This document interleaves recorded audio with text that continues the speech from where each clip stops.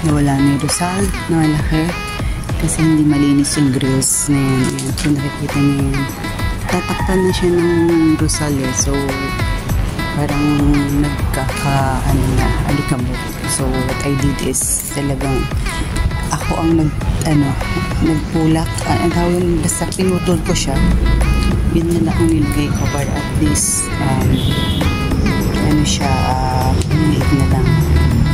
So pag may naglinis ang Saturday, yun na mga grills na yan ang papalinis ko. Hindi na kasi siya malinis, puro alikabok na. So dahil nga nakasagabal dito yung Rosal na sayang, kaya lang kasi matanda na rin naman yun, kaya sabi ko maalis na yun. So ito ang parang forest ko na kabilang side naman. So kasi ni Daddy parang mukhang forest type na na garden. Ako naman gusto ko yung manicure, yung talagang nakaset. Pinaga ko din yan. Hindi ko dating elephant tree na yan. Then sa pocket garden dati. So what I did is i-transfer ko dito para hindi makambungi ang itsura. So yan siya.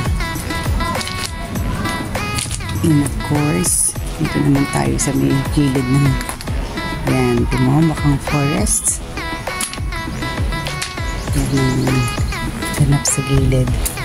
So while I'm here, since matanda na rin yung isang halaman na nakalagay dito, pinalitan ko din siya ng ganyan.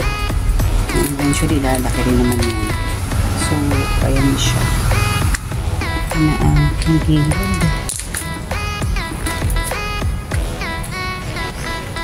And of course going sa gilid din, handito yung aking mga dito yung iba kong collections ng snake plant. Ang dami na nila. So nakalip ko yun during the pandemic. Yung iba, marami ng anak, apo. So, ayan na siya. Yung iba, ang lalaki na. Kasi ang tagal na yan. Before pandemic pa yan. So, ayan. Yung ating bonsai. Ano mga yan? Anak na yan. So, napakarami. Yung pinapalaki ko. Ito, yan, pinapalaki ko ng first. Ito po yung side.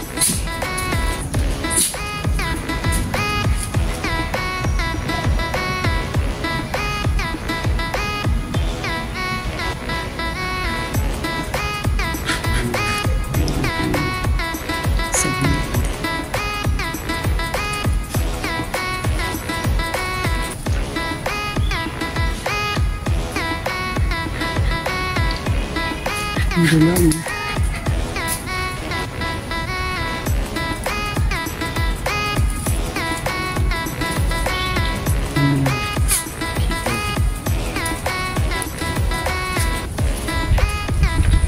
Sipulet, and sipulet. Ang nagilid, ito na siya.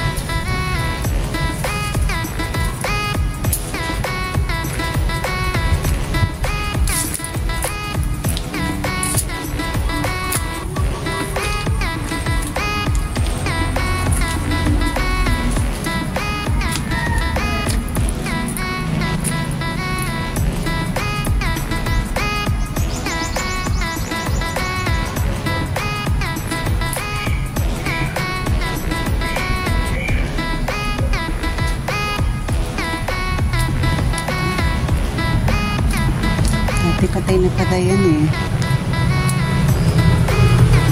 Na-revive ko lang yan. Dati talagang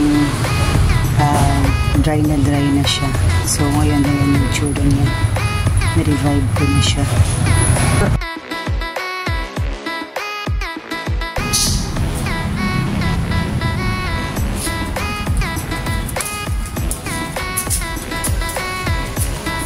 Yung magulo na pocket garden.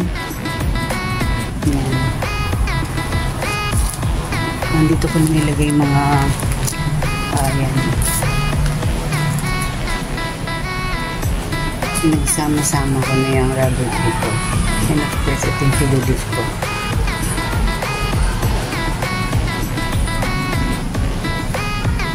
Kasi ito pa yung mga baby na snake plant yung ko nilagay. Kasi wala ng place dun.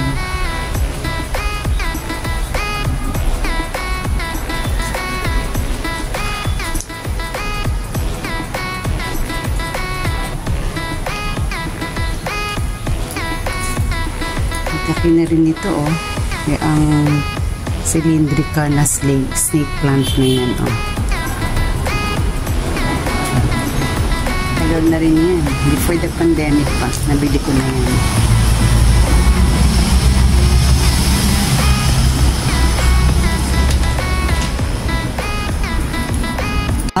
Ito meron ako ditong Z-plant. Sabi nila kasi ano yan parang swerte pag nasa labas. So nilagay ko yung ZZ plant na yan dyan. And of course nakita niyo na ito sa isang vlog ko na nung nagpa-repaint kami. So ayun na yan sa labas. Kakadilig ko lang. So ayun siya. Tataas na rin, due for cutting na. Kaya lang kasi gusto ko pa siyang pataas ng konti. Para medyo matakpan yung pader. Yan, yung repaint. So, yan. So, sabi ko huwag mo na i-cut. So, yan siya.